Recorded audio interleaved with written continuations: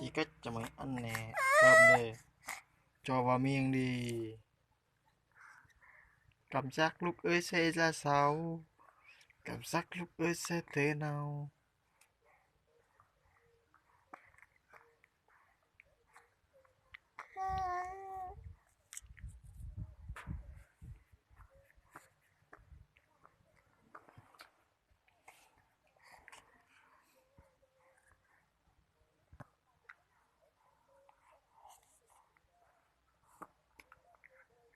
Sao mà